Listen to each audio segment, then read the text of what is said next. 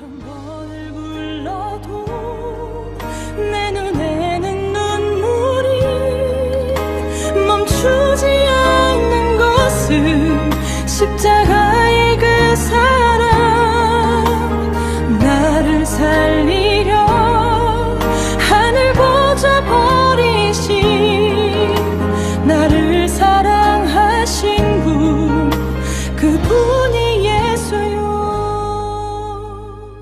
한국말로 할까요? 네, 나이스 미트 유. 우리 미국에서 인사할 때 반가운 인사, 나이스 미트 유 이렇게 인사하는데요. 오늘 우리가 하나님 앞에서도 그런 인사를 나눌 수 있을까요? 나이스라는 말을 여러분 사용할 수 있을까요? 나이스라는 말을 쓰시려면, 그 인사를 하려면 여러분들이 나이스한 삶을 사셔야 그 인사를 할 수 있습니다. 그렇게 생각합니다. 지난 한 주 동안 하나님 은혜 안에서 여러분 어떻게 살으셨는지, 그리고 오늘 예배를 위해서 어떤 마음과 준비로 나오셨는지. 오늘 강 장로님 기도하시는데 영어로 하시다가 오늘 한국말로 전에도 하긴 했지만, 저는 기도대 해동 아멘 아멘 이래야 되는데 저걸 준비하시느라고 얼마나 시간이 걸리셨을까? 왜요? 저분이 영어가 편한 분이 한국말이, 우리 한국말로 대표기도 하려면 이게 쉬운 일이 아닙니다. 대중 앞에서 나와서 그냥 혼자 기도하는 것은 뭐 그렇게 할 수 있지만, 우리가 공중 기도, 대표 기도를 하는데 한국말로 해도 이게 잘 어려운 일인데, 강 장로님 다 아시다시피 이 영어가 훨씬 편하신 분인데 오늘 기도가 참 은혜롭게 잘 준비를 하셔서 얼마나 그 내용도 좋지만 그 얼마나 준비했을까, 그걸 생각하니까 마음에 참 감사가 있었어요. 우리가 하나님 앞에 나올 때 그런 마음과 준비, 그런 자세로 우리가 하나님 앞에 예배해야 될 줄로 믿습니다. 오늘 여러분들이 그런 마음으로 다 오신 줄 믿습니다. 오늘은요 시편 1편 1절에서 3절 말씀을 통해서 형통한 자가 되라, 이런 제목으로 여러분과 함께 은혜를 나누려고 합니다.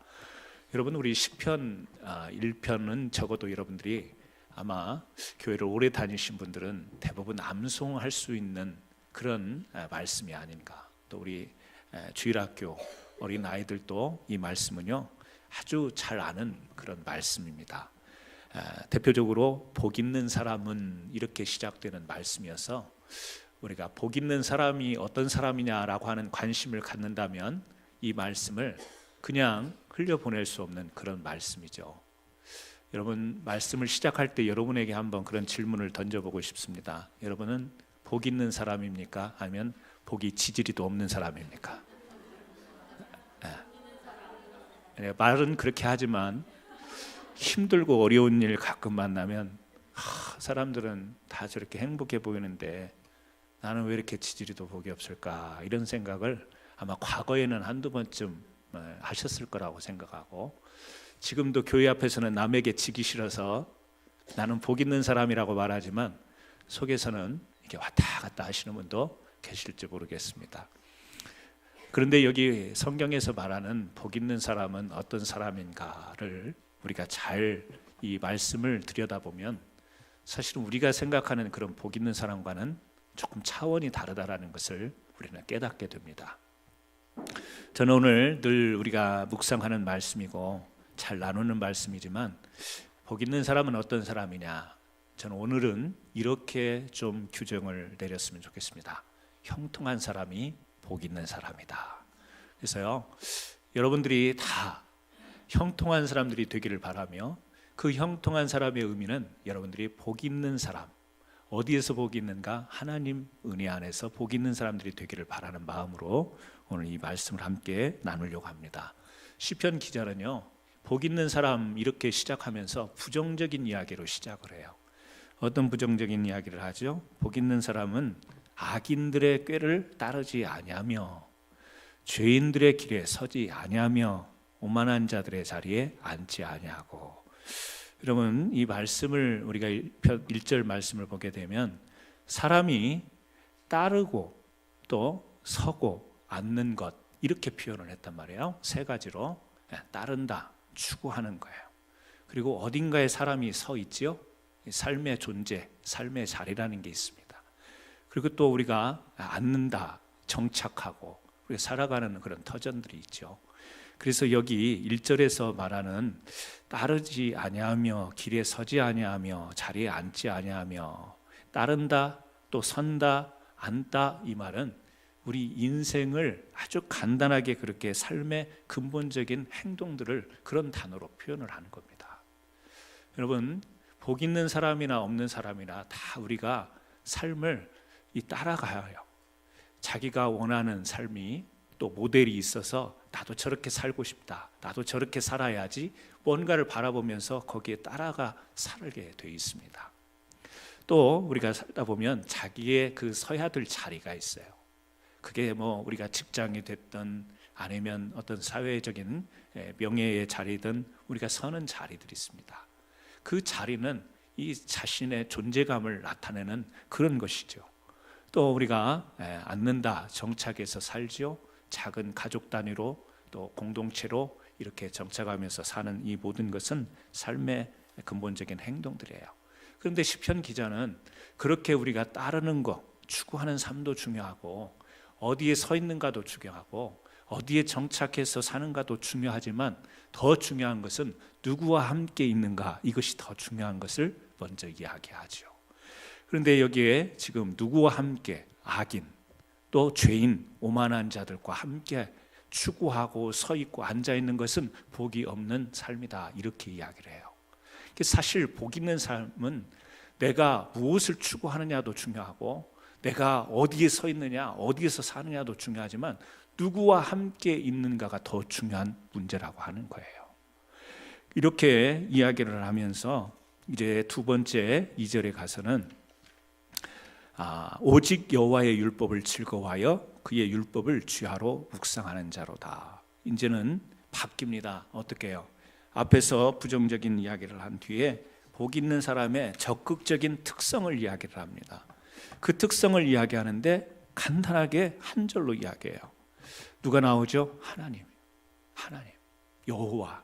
앞에서 죄인, 악인, 오만한 자들이 나왔죠. 삶의 근본적인 행동이 있지만 그들과 함께하는 삶은 복이 되지 못한다. 그런데 2절에서 반전하면서 이제 복된 삶은 누구와 함께하는 것이냐? 여호와와 함께하는 것이다. 그런데 그것을 여호와의 율법을 즐거워하여 그의 율법을 주야로 묵상하는 자로다. 그러니까 하나님과 함께하는 것이 복된 삶인데 그것을 조금 풀어서 설명하니까 여호와의 율법을 즐거워하고 그 율법을 주야로 묵상하는 것이다. 그래서요, 이 복 있는 사람, 형통한 사람은 어떤 삶을 살아가는가? 저는 오늘 복 있는 사람은 말씀이 즐겁다, 이렇게 이야기를 하고 싶습니다. 성경에는 뭐라고 나오죠? 율법을 즐거워하며, 이렇게 표현이 되어 있어요. 여러분, 제가 이 용어를 말씀으로 바꿨는데 이 시편에 보면 율법을 즐거워한다 그랬어요. 율법도 법이에요. 여러분 중에 혹시 법이 즐거운 분 계세요? 네, 법이 즐거워. 물론 법을 공부하거나 판사, 변호사들은 그것이 자기들의 생업이기 때문에 그 법이 꼭 즐거워서라기보다는 꼭 필요하고, 물론 직업뿐만 아니라 이 세상의 모든 사람에게 필요한 것이 이 법이긴 하지만 법 자체가 즐거운 사람이 얼마나 있을까. 제가 미국 오기 전에 한국의 한 대학교에서 공부하면서 기숙사 사감을 한 6년 반 이렇게 했습니다. 기숙사 사감이 뭐 하는 건 줄 아시죠? 학생들, 대학생들이 이제 그 학교의 생활관, 기숙사에서 생활하는 관리를 하는 겁니다. 근데 제가 있었던 그 학교가 지방에 있는 학교지만 그 총장님이 일제 때 교육을 받으신 분이어서 그 기숙사에 대학생인데요, 몇 시까지 저녁에 이 기숙사로 들어와야 되냐면 저녁 8시 반. 대학생인들인데 8시 반까지 이 기숙사에 들어와서 8시 반부터 저녁 12시까지 무조건 책상에 앉아 있어야 돼요. 공부를 하든 안 하든. 그렇지 않으면 벌점을 먹여서 이제 벌점이 쌓이면 기숙사에서 내보내는데, 지방에 있는 약간 수도권 아래쪽에 있기 때문에 수도권 학생들도 많고, 또 학교가 이 산골짜기에 있어서 거기에서 방을 쉽게 구할 수 있는 곳이 아니에요. 그래서 다 기숙사를 선호하는 곳인데 8시 반까지 이 기숙사에 들어와야 되기 때문에 그 기숙사가 산 기슭에 있습니다. 그리고 이 학교 캠퍼스와는 좀 떨어져 있어서 기숙사 현관에서 보면 이 쭉 길이 보이고 학교 캠퍼스가 보여요. 근데 한 8시 15분부터 제가 이제 문 앞에 나가 있으면 이제 늦게 들어오는 학생들 적발을 해야 되잖아요. 그게 이제 사감이 하는 일이잖아요. 규율을 지키라고. 그러면 저 캠퍼스부터 기숙사에 올라오는 길이 훤히 보이는데요. 여학생이건 남학생이건 할 것 없이 뛰기 시작하는 거예요. 8시 반까지 들어와야 되니까. 근데 제가 봐도 제가 아무리 뛰어도 8시 반까지 도착하기 어려워 보이는 학생들, 저 같으면 포기하고 걸어올 것 같은데 그래도 막 뛰어와요. 뛰어오면 아슬아슬하게 8시 반에 도착하는 학생이 있고, 그렇지 못하고 뛰었음에도 불구하고 8시 31분, 2분, 3분에 오는 학생들, 제가 어떻게 했겠어요? 여지없죠. 여지없습니다.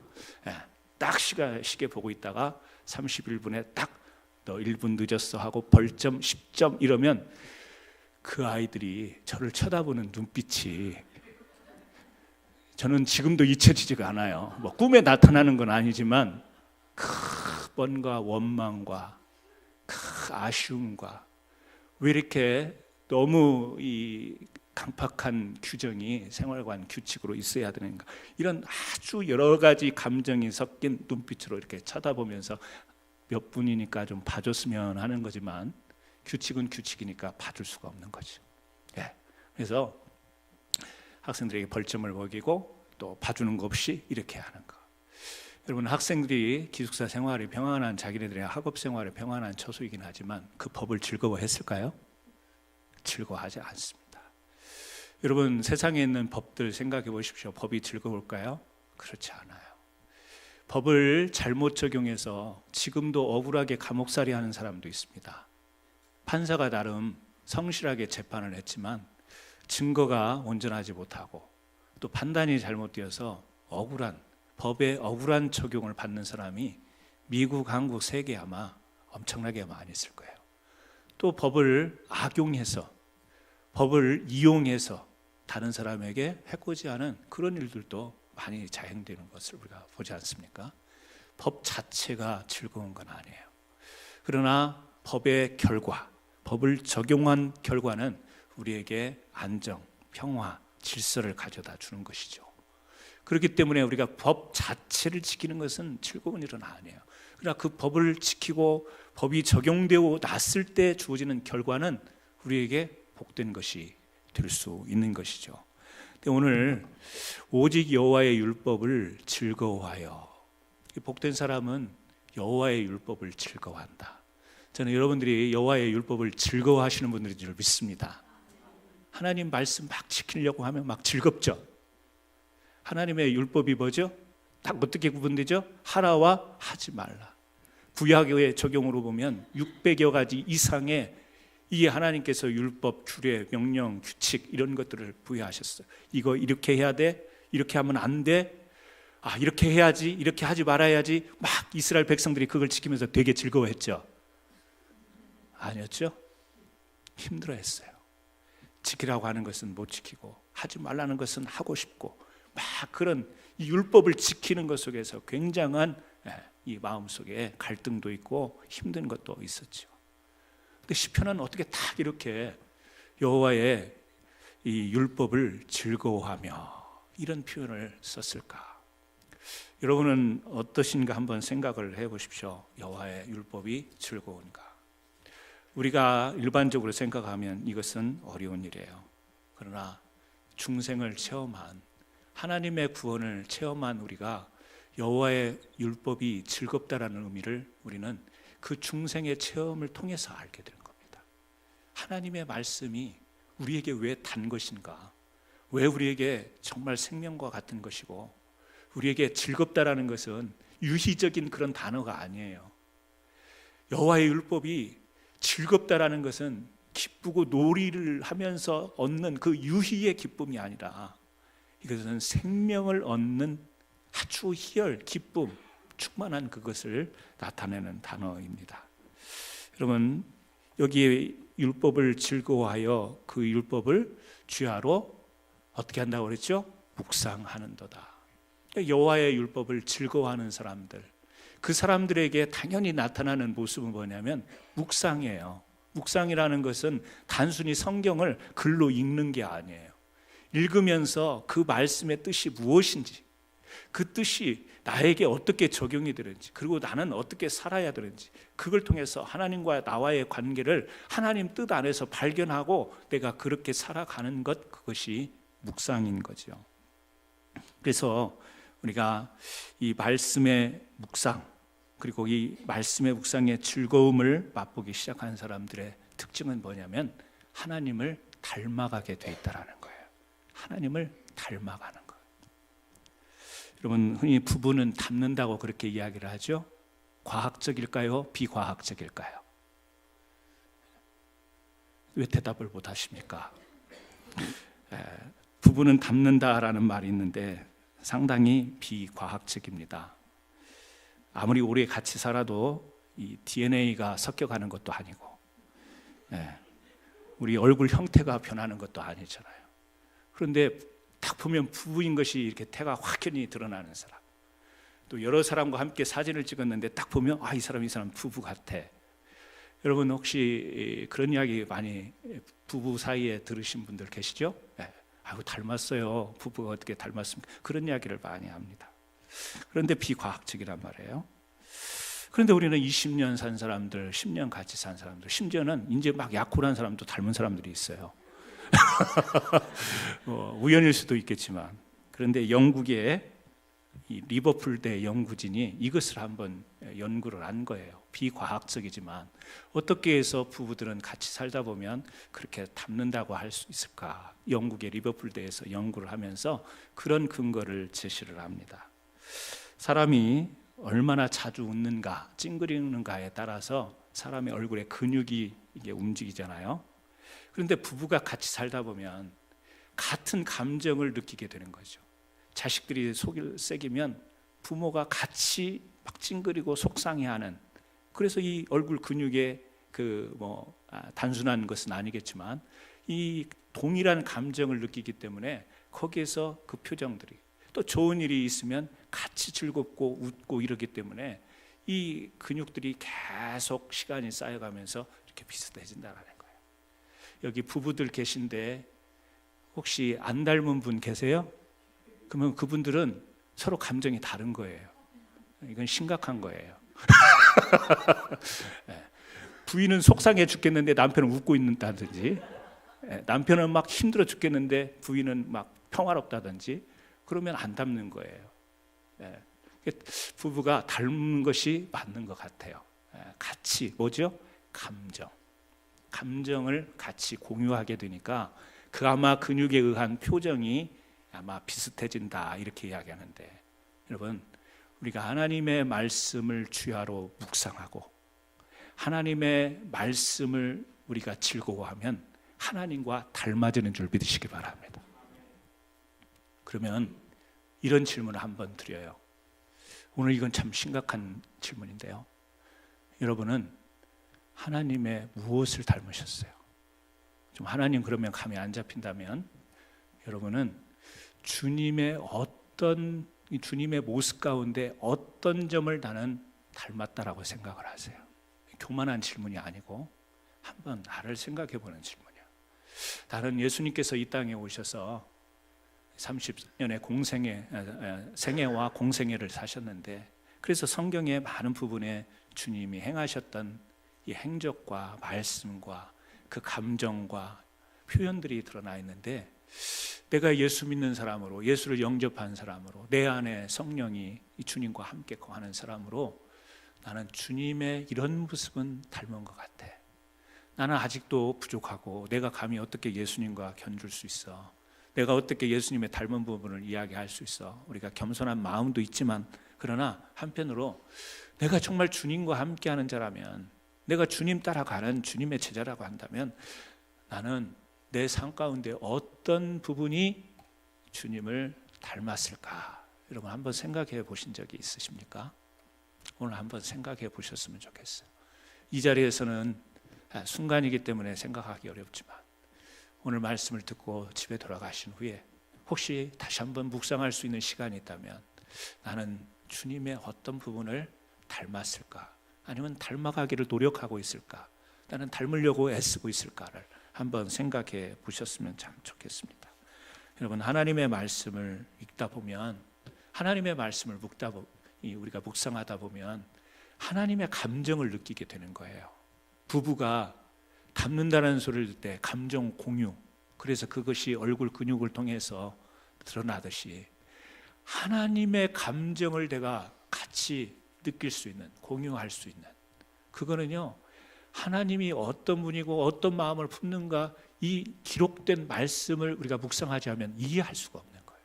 그분의 마음을, 그분의 감정을 이해할 수 없어요. 하나님을 부르고 할렐루야를 외친다 할지라도 그게 우리가 정말 하나님을 경외하고 영광 돌리는 방법일 수는 있지만, 하나님 할렐루야 한다고 해서 그 하나님의 감정이 느껴질 수 있는 것은 아니에요. 뭐죠?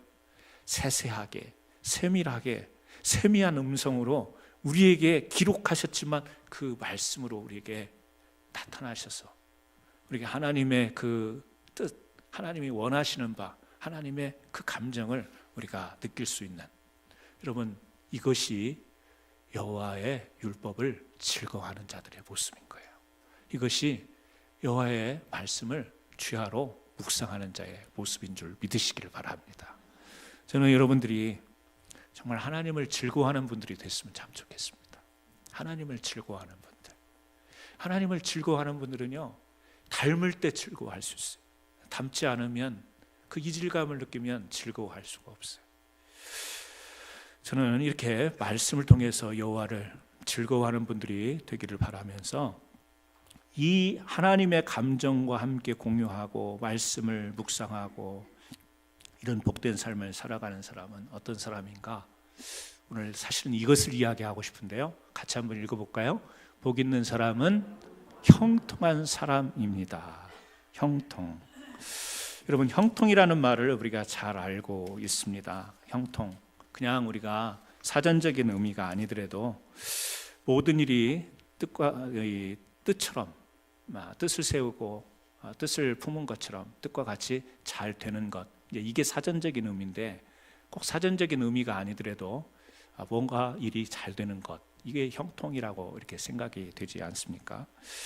오늘 말씀에 보게 되면 시편 1편 우리 3절 말씀이죠. 같이 한번 읽어볼까요? 그는 시냇가에 심은 나무가 저를 따라 열매를 맺으며 그 잎사귀가 마르지 아니함 같으니 그가 하는 모든 일이 다 형통하리로다.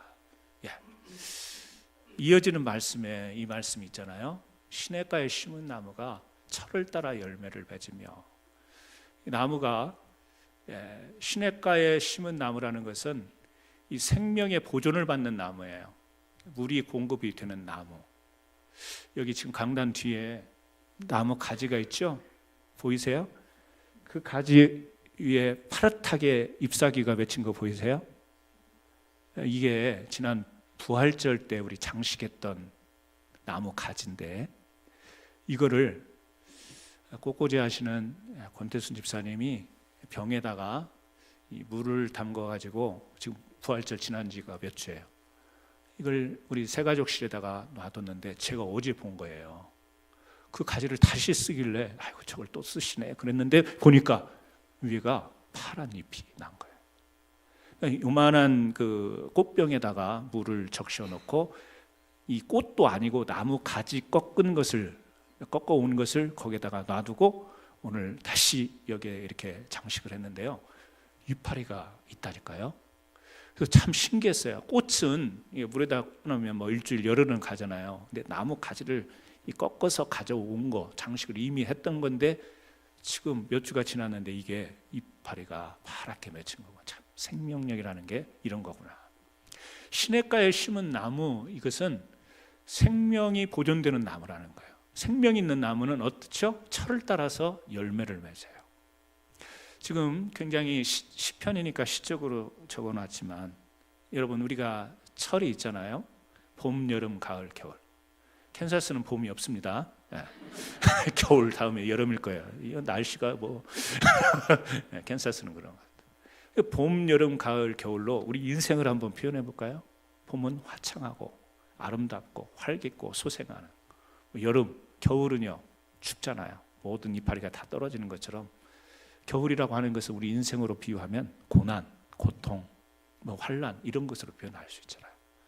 그런데 철을 따라 열매를 맺는 것은 항상 환하고 기쁘고 환한 그런 열매만 있는 건 아니죠. 우리 인생을 살다 보면 정말 소생하는 그 기쁨이 솟아나는 열매가 있는가 하면 고난의 열매도 있습니다. 고난의 열매가 있을 때 우리가 인내의 과실을 거두죠. 신앙으로, 믿음으로. 시련의 날에도 우리가 믿음으로 버티면서 과실을 맺고, 번영의 시기에는 우리가 기쁨의 열매를 거둡니다. 그러니까 여기 시내에 심은 나무, 생명력 있는 우리 인생, 철을 따라서 힘들 때도 있고 좋을 때도 있는데 그때마다 열매를 맺어요. 그 잎사귀가 마르지 아니한 같으니 그가 하는 모든 일이 다 형통하리로다. 제가 왜 이야기를 했냐면 이 형통하리라라고 하는 이 말에 이 전제가 뭐냐? 철을 따라 열매를 맺는다. 형통 그러면 봄, 여름, 가을, 겨울 모든 것이 내가 원하는 대로. 겨울에는 눈만 좀 왔으면 좋겠어. 눈이 쫙 내려요. 여름에는 더우니까 비가 좀 쫙 뿌려졌으면 좋겠어. 비가 쫙 뿌려져. 봄에는 춥지도 않고 꽃만 만개하도록 이렇게 따뜻한 봄 날씨였으면 좋겠어. 쫙 펴지는, 이게 형통이 아니라. 지금 캔사스 봄인데 제가 어제도 감기로 그냥 몸살 감기로 하루 알았지만, 짧게 알았지만 막 짜증나요. 날씨가 뭐 이래. 막 저녁에 춥고 막 이래요. 여러분, 형통이라고 하는 것이 봄에는 이랬으면, 여름에는 이랬으면, 가을에는 이랬으면, 겨울에는 이랬으면 좋겠다. 낭만적으로 우리가 그 누릴 수 있는 모든 것들을 누릴 수 있는 상태가 형통이 아니라, 여기는 표현이 안 돼 있네요. 그런데 무슨 표현만 됐냐면 철을 따라 열매, 뭔가 열매가 있긴 있는데 그것이 반드시 내가 원하는 좋은 열매만은 아니라는 거예요. 고통도 있고 힘든 것도 있고 환난도 있고 정말 피하고 싶고 이런 열매도 있는데, 그 잎사귀가 마르지 않은 것 같으니 그가 하는 모든 일이 다 형통하리라. 그런데 그것이 뭘로 이어지냐면 형통으로 이어지는, 이렇게 시편 1편 3편은 이야기를 해요.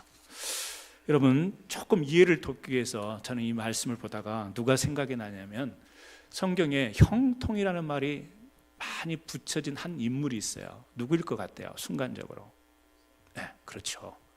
이 성경 공부를 저와 함께 한 분들은 굉장히 성경의 답변이 빨라요. 창세기 39장에 보게 되면 요셉이라는 인물에게 이 형통이라는 단어가 유독 많이 쓰이는 것을 볼 수가 있습니다. 이 창세기 39장 2절에 보니까 여호와께서 요셉과 함께 하심으로 그가 형통한 자가 되어, 이런 표현을 씁니다. 여러분, 요셉은 어떤 사람이었죠? 17의 형들에 의해서 이 애굽의 노예로 팔려갑니다.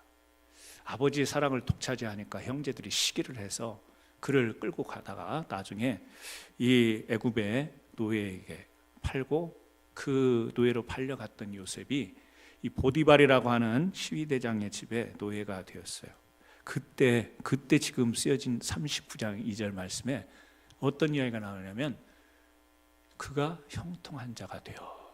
여러분, 형제들의 시기에 의해서 노예로 팔려갔는데 형통해요? 아니, 왜 성경은 이렇게 뻥치고 있는 거야? 네? 안 팔려가야죠. 계속해서 아버지의 사랑을 독차지해야 요셉의 입장에서는 잘 나가는 형통한 자가 되는데, 성경은 그 팔려가서 보디발 시위 대장 집에 노예가 된 요셉에게 형통한 자가 되어, 이렇게 표현을 하고 있단 말이에요.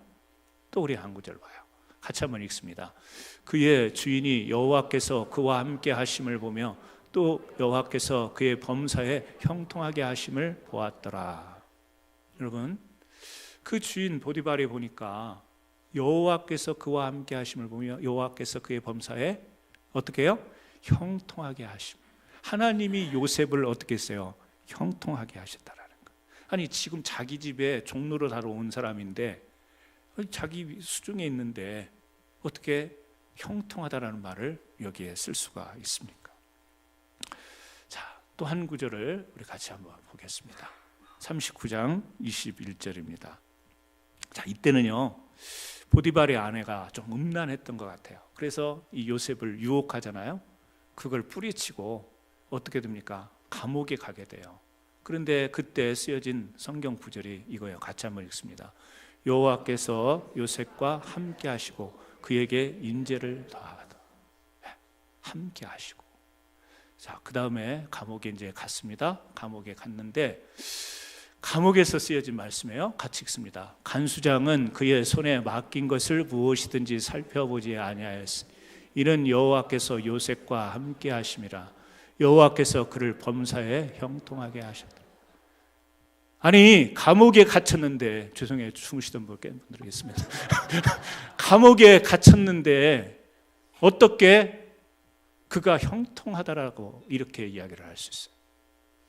감옥에 갇혔잖아요. 노예로 팔려온 거, 그때 보디발의 집에 온 거, 그리고 보디발의 집에서 살고 있는데 지금 하는 말이 계속 형통. 이제는 감옥에 갇혔는데 형통. 그런데 여러분, 지금 4개의 성경 구절을 보면서 공통점 하나를 발견하죠. 그게 뭐죠? 여호와께서 함께 하심이라. 자, 39장 23절에 여기 함께 하심이라 나오죠? 아까 전에 읽었던 21절에 요셉과 함께 하시고 3절에 그와 함께 하심을 보며 여호와께서 요셉과 함께 하심으로. 여러분, 이 구절로만 봤을 때 형통은 무엇과 관련이 돼 있어요? 하나님이 함께 하시는 것과 관련이 돼 있어요. 하나님이 함께 하시지만 요셉은 어디에 있어요? 감옥에 있어요. 요셉은 어디에 있어요? 보디발 집에 노예로 있어요. 하나님이 함께 하셨지만 요셉은 어떻게 되었어요? 형제들에게 미움을 받아서 시기를 받아서 애굽의 노예로 팔려가요. 여러분, 형통하지만 우리가 볼 때 요셉은 어려운 처지에 있었던 거예요. 곤란한 상황에도 있었습니다. 그런데 하나님이 그 곤란한 상황, 팔려가고 남의 집 노예로 살고 감옥에 갇혔는데도 그곳에서 하나님이 함께 하시니까 그를 어떻게 성경은 형통하였다라고 소개를 하고 있는 거예요. 다니엘서 6장 28절에 보면 같은 단어가 나와요. 같이 한번 읽어보죠. 다니엘이 다리오 왕과 고레스 시대에 형통하였더라. 제가 성경 구절을 조금 중간에 생략을 했습니다. 간단하게 보려고요. 다니엘은요, 바벨론 포로 시대에 산 사람이에요. 나라를 잃어버리고 포로로 있는, 그래서 이 왕이 바뀌는 격변의 시대에 있던 사람입니다. 역시 포로민이에요. 그런데 다니엘이 그 왕들이 그 포로로 잡혀갔던 그 나라가 막 바뀌면서 정변이 있으면서 그 가운데서도 있는데도 어떻게 했냐면 형통하였더라. 영어로 보면 아까 창세기 요셉의 그 상황을 보면 우리 말로는 다 형통이라고 나오지만 이 다니엘 또 요셉 또 시편에 나오는 이 단어가 같은 단어입니다. 그런데 번영이라는 뜻도 있고요, 잘 된다라는 그런 뜻도 있습니다. 우리가 하나님께서 요셉과 또 다니엘 또 성경에 나오는 많은 인물들 가운데 형통이라는 단어를 쓸 때는 하나님이 함께 하셨을 때 사용할 수 있는 단어예요. 그러니까 우리가 생각할 때 만사 형통, 우리는 그걸 생각하잖아요. 아프지도 않고 경제적으로 찌들리지도 않고 남만큼 잘 살아가고 부러움이 없고 뭐 이런 것을 만사 형통이라고 생각하지만 그것은 세상이 규정하는 형통, 뜻을 두고 바랬는데 그것이 다 이루어져서 잘 되는 형통을 의미하는 것이고, 성경이 말하는 형통이라고 하는 것은 어떤 의미인가? 하나님께서 함께하여 주셔서 지금 상황이 어렵고 문이 닫혀 있고 굶기도 하고 시련도 받고 때로는 매맞기도 하고 핍박도 받지만 하나님이 늘 함께 해주시는 것. 신약으로 가면 바울이 연상되지 않습니까? 복음을 전하다가 감옥에 갇히고 매를 맞고 막 이런 핍박을 받지만 그때마다 복음의 문이 더 활짝 열리죠.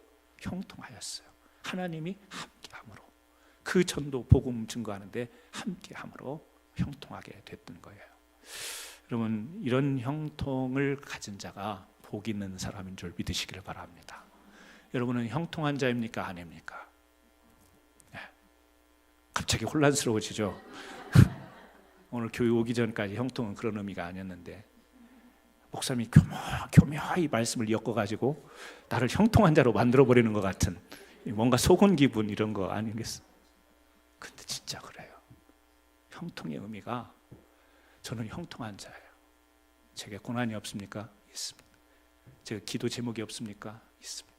제가 문제가 없습니까? 있습니다. 그런데 하나님을 말씀을 주야로 묵상하면서 하나님을 즐거워하는 저에게 형통의 은혜로 함께 하신 것을 저는 믿습니다. 여러분, 외롭죠? 고독하신 분 있죠? 연세 드시니까 힘든 부분도 있죠.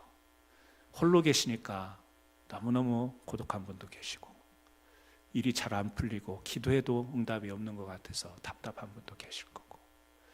여러분, 내가 생각하는 응답이 없지만, 내가 지금 외롭지만, 감정적으로 고립돼 있고 힘들지만, 그 힘든 가운데서도 하나님이 나를 떠나지 않고 내 곁에 계시고 내 안에 계시다면, 여러분, 그럼에도 불구하고 여러분은 나는 형통한 자라고 고백할 수 있어야 될 줄로 믿습니다. 형통한 자. 또 한 가지 의미가 더 있다고 저는 생각이 되는데요. 이 형통의 의미, 별 볼 일 없어 보이던 요셉 아니었어요? 그런데 요셉에 관한 내용을 읽다 보면 요셉 개인적으로 이 형통이라는 단어 속에 번영, 번창, 이런 success, 이 영어로는 그런 표현으로도 돼 있어요. 성공, 막 이렇게 돼 있는데, 요셉의 삶의 주변을 보면 달라진 게 별로 없어요. 누가 부자가 됐어요? 요셉의 주인이 되고, 요셉의 주인이 번창하게 되고 잘 됐다고 성경은 소개하고 있습니다. 여러분, 믿음의 조상인 아브라함에게 하나님이 이 믿음의 조상이 되는 복을 주셨습니다. 그런데 여러분, 아브라함이 죽는 장면이 쓰여진 성경을 보세요. 굉장히 초라해요. 역시 한 사람의 죽음에 불과하다는 것을 우리는 엿보게 돼요. 하나님께서 부르셔서 믿음의 조상이 되겠다면 그의 장례식과 더불어서 그의 인생의 마지막도 굉장히 화려하고 거창해야 될 것 같아요. 근데 참 초라해요. 초라하게 가요.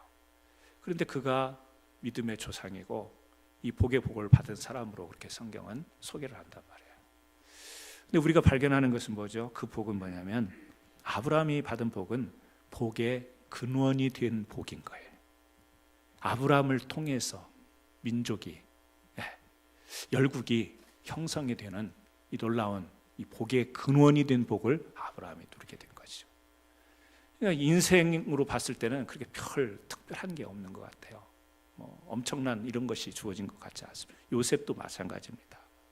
그런데 요셉을 통해서 어떻게 되죠? 형제들과 아버지가 그 흉년이 든 가뭄을 피해서 이제 애굽으로 오게 되고 살 길이 열리죠. 그래서 거기에서 히브리 민족이 나중에는 형성이 돼서 하나님의 인도함을 받아서 이제 가나안 땅에 이르게 되는, 이런 하나님의 이스라엘 역사의 정점이 시작이 되는 그 부분에 있어서 쓰임받게 된 인물이 요셉인 것이죠. 그러니까 형통한 자는 어떤 의미가 있을까, 이걸 생각하다가, 그렇다, 아브라함과 같이, 요셉과 같이 그들을 통해서 다른 이에게 하나님의 복을 전달해 줄 수 있는 통로가 되는 자가 형통한 자이다. 자신이 하나님 앞에 복을 많이 받아서 남에게 부러움의 대상이 되는 그 자기 만족에 빠지는 형통한 자가 아니고, 자기는 삶에 그 특별한 변화가 없는 것 같은데, 다른 것이 주어진 것은 없는 것 같은데, 하나님이 그를 통해서 하나님의 뜻을 펼치는 역사가 이루어지는 복의 근원이 되어지는 이 존재가 형통한 자다라는 것을 우리는 성경을 통해서 한번 또 배우게 되는 겁니다. 그래서 고린도후서 2장 14절에서 16절 말씀에 이런 말씀이 있는데요. 천천히 한번 같이 읽어보죠. 항상 우리를 그리스도 안에서 이기게 하시고 우리로 말미암아 각처에서 그리스도를 아는 냄새를 나타내시는 하나님께 감사합니다. 여기서 중요한 단어가 뭐냐면 그리스도 안에서 우리로 이기게 하시고, 그리스도 안에서 치면 안 되는 거예요. 우리는 이기는 존재여야 돼요. 그래서 어떻게 돼요? 그리스도를 아는 냄새를 나타내시는 하나님께 이제 감사하잖아요. 그리고 이어지는 말씀이에요. 같이 읽습니다. 우리는 구원 얻는 자들에게나 망하는 자들에게 하나님 앞에서 그리스도의 향기니 이 사람에게는 사망으로조차 사망에 이르는 냄새요, 사람에게는 생명으로조차 생명에 이르는 냄새라. 누가 이것을 감당하리요? 여러분은 그리스도의 향내를 내는 냄새를 풍기는 자들이에요. 아까 다른 표현으로 이야기하면 복의 근원이 되는 자들. 여러분을 통해서 여러분의 주변이, 가깝게는 여러분의 가족들, 가정이, 가깝게는 우리 교회 형제와 자매가, 불신하는 이웃들이, 우리 살아가는 사회가 여러분을 통해서 그리스도의 향내를 통해서 하나님의 뜻과 원하시는 대로 변화되는 이 역할을